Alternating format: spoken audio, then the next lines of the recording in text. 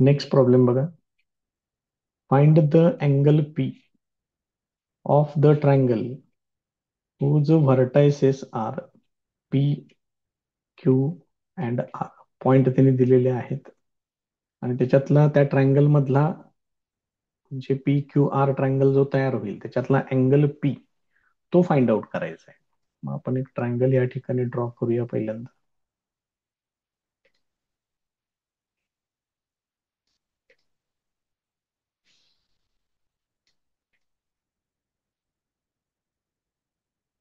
P Q R हा angle find out करायचा आहे आपल्याला. मग पी क्यू बार आणि पी आर बार हे दोन वेक्टर फाइंड आउट करूया आणि त्यांच्यातला अँगल आपण फाइंड आउट करून घेऊया. सगळ्यात पहिलं 3 पॉइंट्स आहेत त्यांचे position vectors. assume that p bar, q bar, r bar are the position vectors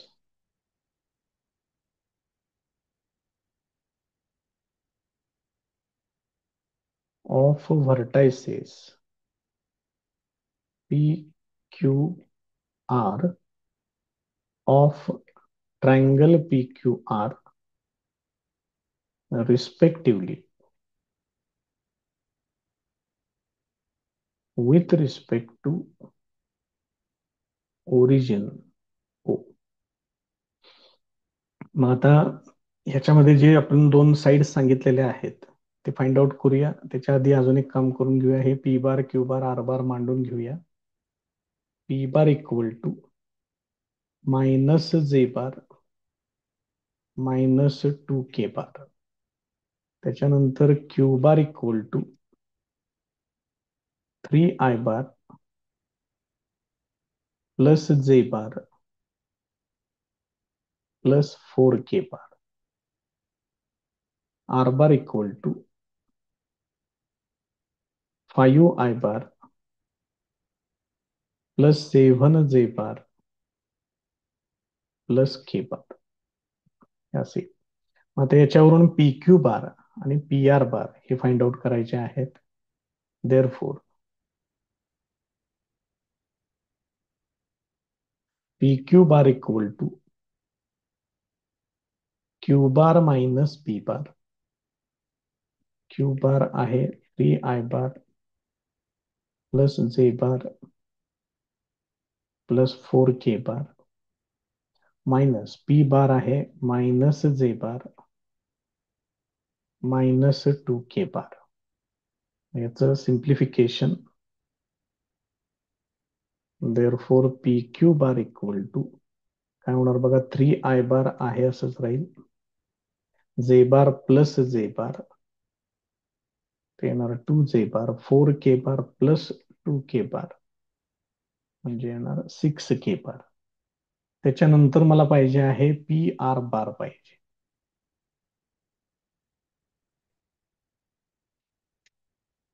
P R bar equal to इथे येणार आर बार मायनस पी बार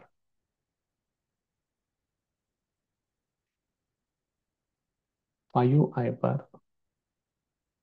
plus 7 J bar plus K bar minus P bar आहे minus J bar minus 2 K bar. Therefore P R bar equal to 5 I bar plus 8 J bar plus 3 के बार हे असेल. आता या दोन vectors मधला जो angle आहे तो कन्सिडर करूया theta. Let theta equal to acute angle between PQ bar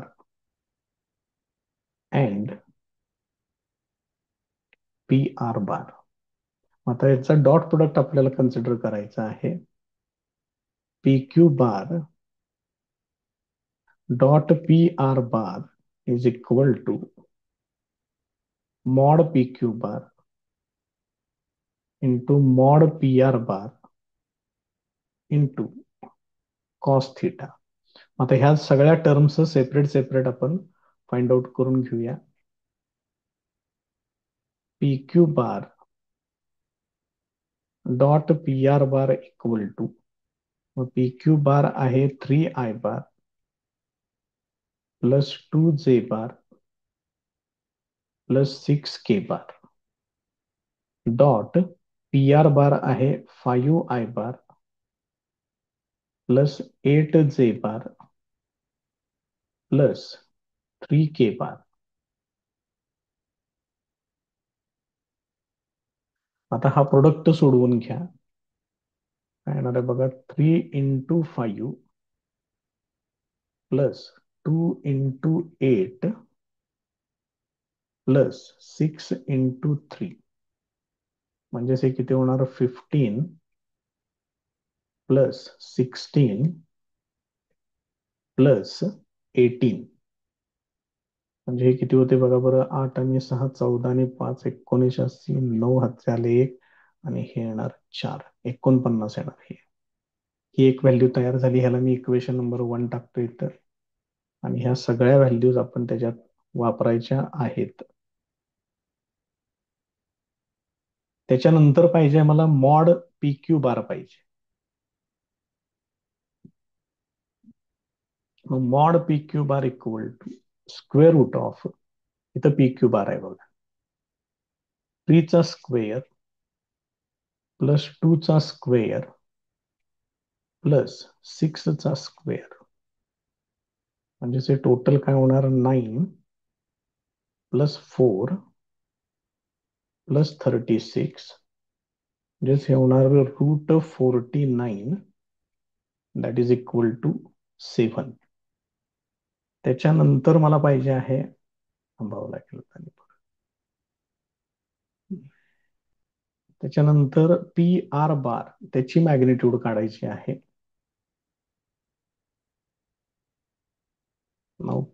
mod P R bar equal to square root of 5 चा स्क्वेअर प्लस 8 चा स्क्वेअर प्लस 3 चा स्क्वेअर.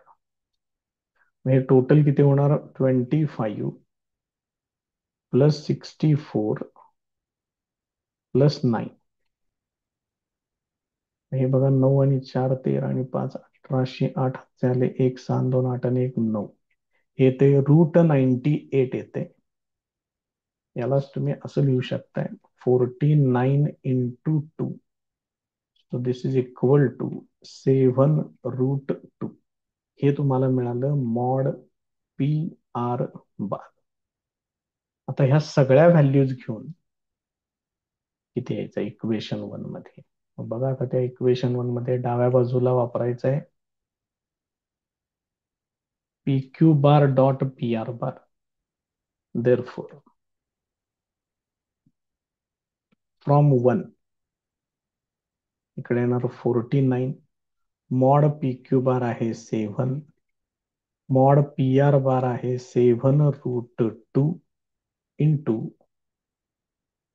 Cos theta. मग याच्यानंतर बघा आता पुढं काय होते ते, देअरफॉर 49 इक्वल टू, हे येणार 49√2 इंटू कॉस थिटा. हे 49 ला 49 कॅन्सल होईल. Therefore cos theta equal to 1/√2. Therefore theta equal to 45 degree और π/4. Therefore angle P equal to 45 degree और π/4. हे त्याचं फायनल आन्सर आहे. नेक्स्ट प्रॉब्लेम बघा. If P cap, Q cap and R cap are unit vectors, find P cap dot Q cap and P cap dot R cap. इथं diagram दिलेले आहे. आता ज्या अर्थी हे सगळे युनिट वेक्टर्स आहेत त्या अर्थी यांची मॅग्निट्यूड सेम आणि इक्वल टू 1 आहे. Given that P bar, P cap घेऊया, त्यांनी जसं घेतले त्या पद्धतीनं. P cap, Q cap, R cap are unit vectors.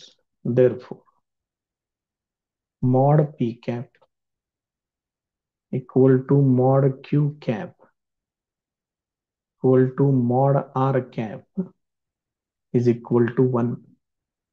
Therefore, the given triangle is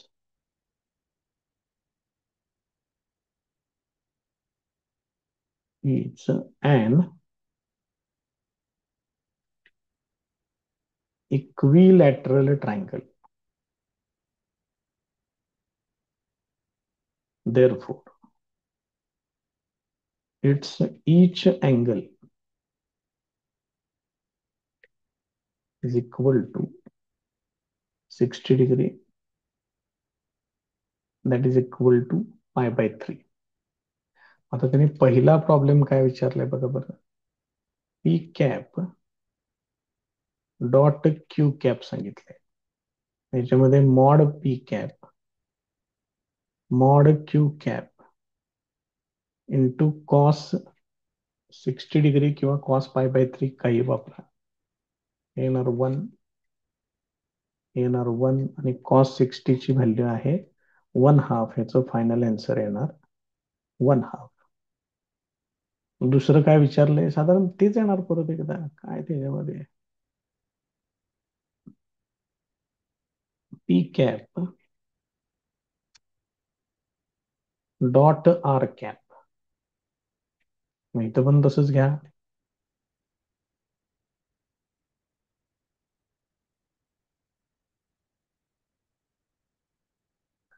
this is equal to 1 into 1 into 1/2. This is equal to 1/2. ही त्यांची दोन क्वेश्चन विचारले, दोन्हीचे आन्सर्स. नेक्स्ट प्रॉब्लेम बघा. Prove by vector method that the angle subtended on semicircle is a right angle. अर्धवर्तुळात अंतर्लिखित केलेला कोण काटकोन असतो, शुद्ध मराठीमध्ये. आणि तेच हे इंग्लिशमध्ये त्यांनी असं विचारलेलं आहे. आता आपण इथे एक सर्कल कन्सिडर करूया.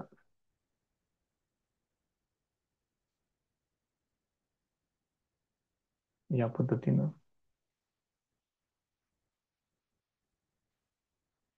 त्याच्यामध्ये डायमीटर कन्सिडर करतोय मी.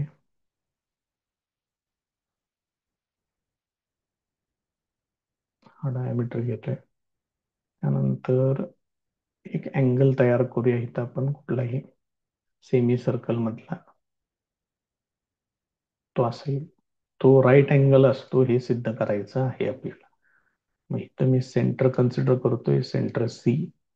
डायमीटर कन्सिडर करतोय ए बी. हा पॉइंट कन्सिडर करतोय पी. त्याच्यानंतर या सेंटर पासून हा पॉइंट पी तो सुद्धा जोडून घेतोय. याच्यामध्ये हा व्हेक्टर मी एसी बार कन्सिडर करतोय, त्याला घेतोय ए बार. आणि हा सीपी बार कन्सिडर करतोय, त्याला मात्र घेतोय मी आर बार, कारण याची डिरेक्शन पूर्ण वेगळी आहे. पण या दोघांची मॅग्निट्यूड सेम असणार, कारण हे दोन्ही पण एकाच सर्कलची रेडियस आहेत. आता हा triangle A C P consider केला तर तुम्हाला याच्यामध्ये एपी बार मिळेल, तो आपण लिहूया नंतर. तसं आता मला काय पाहिजे, इथं बीपी बार पण पाहिजे. म्हणजे मी हे बीपी बार घेणार आहे असं, या डिरेक्शन मध्ये बी कडून पी कडून.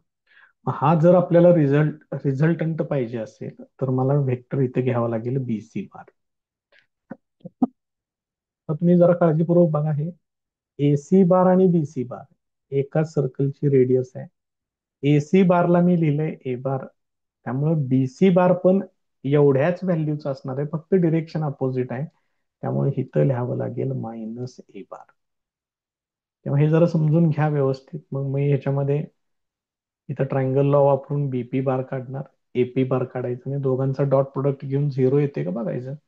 जर डॉट प्रोडक्ट झिरो आला, दे आर परपेंडिक्युलर, म्हणजे हा अँगल पी 90 डिग्री होऊन जाईल त्या ठिकाणी.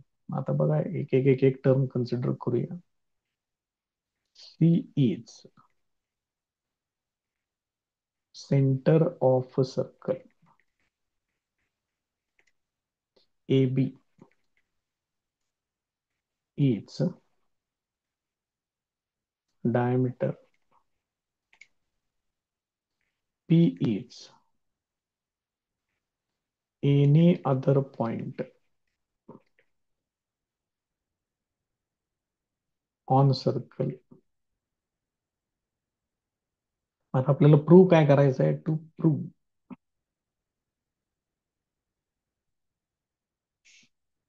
Angle A P B is equal to 90 degree, हे सिद्ध करायचं आहे.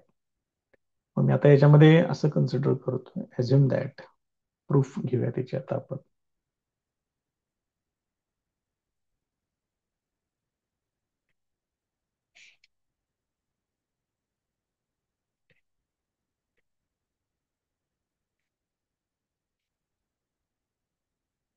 assume that AC bar equal to A bar,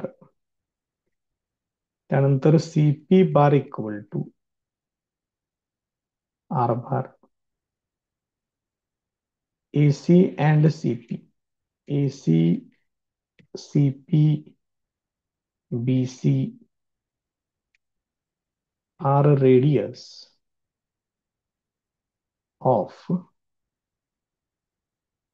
same circle. एक काम करतो, जरा थोडस इंग्लिश मध्ये जातोय, रेडियसचं अनेक वचन वापरूया, रेडियाई. त्यात आणि काही घोळ नको परत. त्यामुळे ह्यांच्या मॅग्नेट्यूडच सेम येणार. Therefore AC equal to CP mod AC bar equal to mod CP bar, that is mod A bar is equal to mod R bar. आता मी एक एक एक एक ट्रायंगल कन्सिडर करतो, त्याच्यामध्ये काय येते ते बघू आपण. In triangle ACP,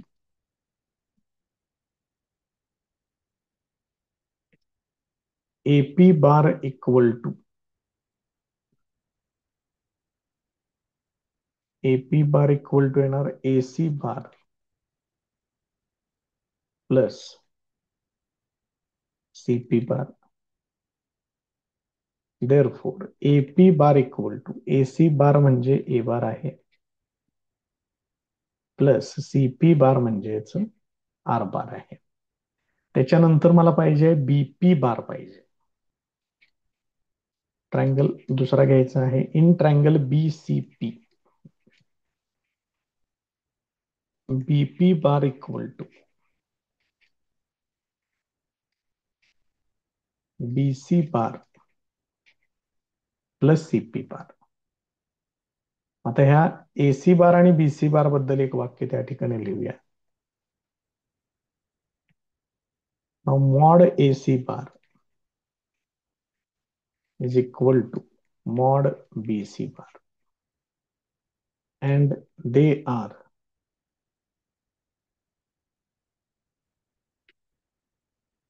oppositely directed. बघा डायग्राम मध्ये पाहिजे असेल तर. therefore BC bar equal to minus A bar. Magnitude same आहेत, पण डिरेक्शन्स एक्झॅक्टली अपोजिट आहेत. त्यामुळे AC बार इक्वल टू जर A बार असेल, तर BC बारला मायनस A बार असं तुम्ही लिहू शकताय. आता हे याच्यामध्ये वरती वापरूया. Therefore BP bar equal to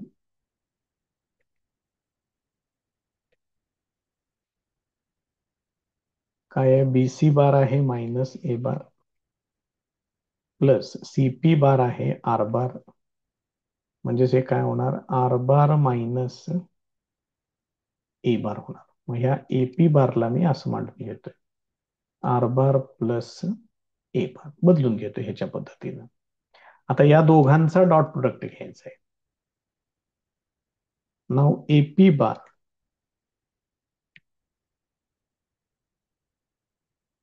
dot B P bar. मग ए पी बार काय आहे, आर बार प्लस ए बार आहे, आणि बी पी बार आहे आर बार मायनस ए बार. याचं सिम्प्लिफिकेशन ह्याच्या आधी पण आपण असं सोडवलेलं आहे. याचं सिम्प्लिफिकेशन काय होणार, मॉड आर बार त्याचा स्क्वेअर मायनस मॉड ए बार त्याचा स्क्वेअर, हे असं घ्यावं लागेल.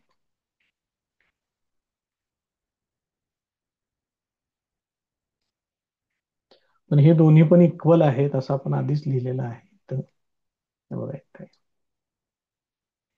या ठिकाणी जर हे दोन्ही पण इक्वल असतील, मग त्यांच्या मॅग्निट्यूडच्या स्क्वेअर्सची वजाबाकी होणार 0. पुढे कंसामध्ये कारण लिहून ठेवा, mod A bar is equal to mod R bar. म्हणून हे डॉट प्रोडक्ट काय येणार इथं, 0 येणार. Therefore A P bar is perpendicular to BP bar.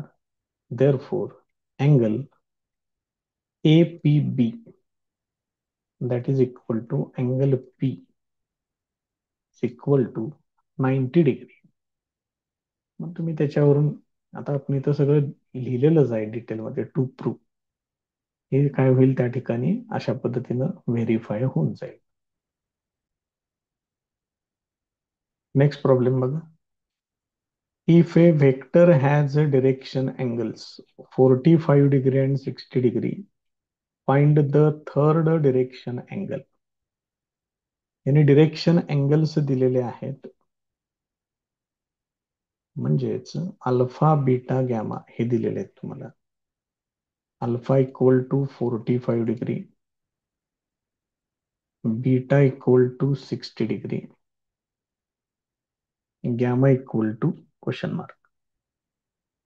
मग यांच्यातलं फेमस रिलेशन माहिती आहे तुम्हाला, cos square alpha plus cos square beta plus cos square gamma is equal to 1. Therefore cos 45 degree त्याचा स्क्वेअर, कॉस 60 डिग्री त्याचा square, आणि हे cos square gamma equal to 1. मग कॉस 45 आहे 1/√2 त्याचा स्क्वेअर, कॉस 60 ची व्हॅल्यू आहे 1/2 त्याचाही square, plus cos square gamma is equal to 1. आता याचं सिम्प्लिफिकेशन करूया. हे येणार 1/2 प्लस हे येणार 1/4 plus cos square gamma is equal to 1. या दोघांची बेरीज होते 3/4. सोडवा तर ते आलं पाहिजे तेवढं. हे 3/4 पलीकडे नेऊन सबट्रॅक्ट करा. Cos square gamma equal to 1 minus 3/4.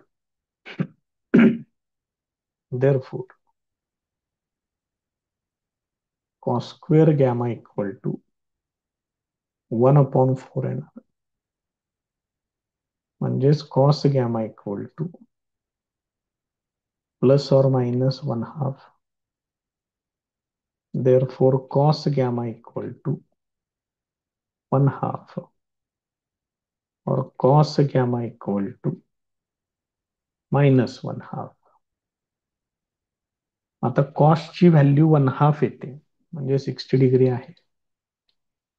तर पहिल्या ठिकाणी मी असं लिहितोय डायरेक्ट cos 60 π/3, और इथं फक्त त्याला पहिल्यांदा असं लिहितोय. मग सेकंड क्वाड्रंट मध्ये कॉस निगेटिव्ह येतो, मग त्याच्यानुसार cos pi minus pi by 3 हे तुम्ही असं लिहू शकताय. Therefore cos gamma equal to cos 3 pi minus pi म्हणजे 2 पाय बाय 3 येणार. म्हणजे याच्यावरून एक व्हॅल्यू मिळेल तुम्हाला गॅमा इक्वल टू 2 पाय बाय 3 आणि इथे एक व्हॅल्यू मिळेल. अशा दोन व्हॅल्यूज मिळतील. शेवटी उत्तर फक्त तेवढं व्यवस्थित लिहा. Therefore gamma equal to pi by 3 और गॅमा इक्वल टू 2 पाय बाय 3 हे त्याचं फायनल आन्सर आहे. नेक्स्ट प्रॉब्लेम बघा. If a line makes angles 90 degree, 135 degree, 45 degree with x, y and z axis respectively, find its direction cosines. Direction cosines विचारले. सोडूया मग, काय अवघड नाही आहे, जास्त काही विशेष किरकोळ काम आहे.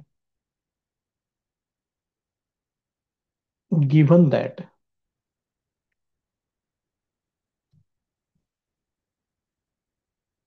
the line makes angles, आता बघा थांबते बघा ते आता एक अँगल सांगितलेत 90 डिग्री, 135 डिग्री आणि 45 degree. Given that the line makes angles 90 degree, 135 degree, 45 degree with x, y and z axis respectively. Therefore, alpha equal to 90 degree, beta equal to 135 degree, gamma equal to 45 degree. Therefore, their direction cosines are L, M, N असं आपण त्यांना दिलेलं आहे. L equal to cos alpha, M equal to cos beta, N equal to cos gamma. Values वापरा त्याच्यात. L equal to cos 90 degree, M equal to cos 135 degree आणि N equal to cos 45 degree. ज्याच्या values माहिती आहेत त्या direct वापरून टाका. ज्याचं सिम्प्लिफाय करायचं आहे ते सिम्प्लिफाय करा. एल इक्वल टू 0 ह्याचा विषय संपला इथं. त्यानंतर हे n equal to cos 45 degree म्हणजे 1/√2 या दोघांचं काम झालेलं आहे. आता हे सोडवायचं आहे. Therefore m equal to cos 180 minus 45 degree या दोघांची वजाबाकी केली तर हे 135 येते. 90 प्लस 45 डिग्री लिहिलं तरी पण चालेल, काही अडचण नाही. 180 आहे म्हणजे पाय आहे, डिवायडेड बाय 2 नाही. याचा अर्थ याचा आन्सर येणार आहे cos 45 degree. 180 minus theta second quadrant, त्यामुळे हे आन्सर मायनस येणार. कारण सेकंड क्वाड्रंट मध्ये साइन पॉझिटिव्ह आहे, हे कॉस आहे, त्यामुळे हे मायनस येणार. Therefore, m equal to minus 1/√2. Therefore, direction cosines of this line are, हे एकत्र करून घ्या आता, 0 minus 1/√2 प्लस 1/√2 हे त्याचं फायनल आन्सर. नेक्स्ट प्रॉब्लेम बघ. If A line has the direction ratios 4, -12 and 18, then find its direction cosines. Given that direction ratios दिलेले आहे. म्हणजे A equal to 4, B equal to -12 आणि सी इक्वल टू 18. आणि याच्यावरून direction cosines विचारलेले आहेत. L equal to question mark, m equal to question mark, n equal to question mark. हे direction ratios आहेत आणि हे डिरेक्शन कोसाइन्स आहेत. याच्यामध्ये तुम्हाला एक टर्म लागणार आहे जी तुम्हाला कन्सिडर करावी लागेल, ए स्क्वेअर प्लस बी स्क्वेअर प्लस सी स्क्वेअर. ही टर्म आपण सुरुवातीलाच काढून ठेवूया. ए चा स्क्वेअर म्हणजे 4 चा स्क्वेअर प्लस -12 चा स्क्वेअर प्लस 18 चा स्क्वेअर. हे किती होणार बघा आता. इथं 4 चा वर्ग येणार 16, येणार 144 आणि 18 चा वर्ग येणार 324. या तिघांची बेरीज केली तुम्ही, 4, 8, 14, 4 हात झाले 1, 1, 3, 7 आणि 1, 8. हे 3 आणि 1, 4, 484 म्हणजेच हे येते 22. ही या रूटची व्हॅल्यू आहे.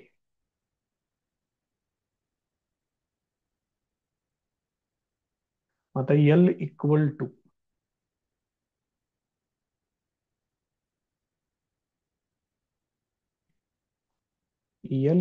To a upon square root of A square plus B square plus C square हे असेल.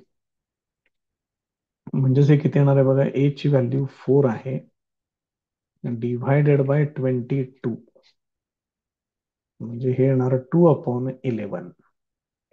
त्याच्यानंतर एम इक्वल टू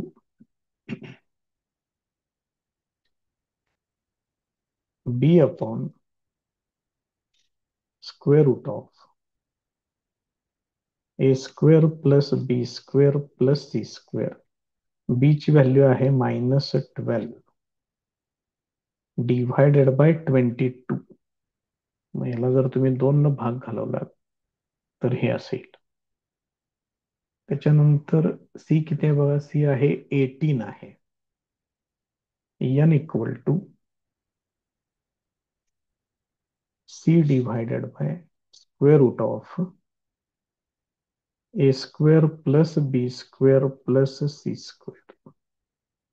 मग सी ची व्हॅल्यू आहे 18 डिव्हायडेड बाय 22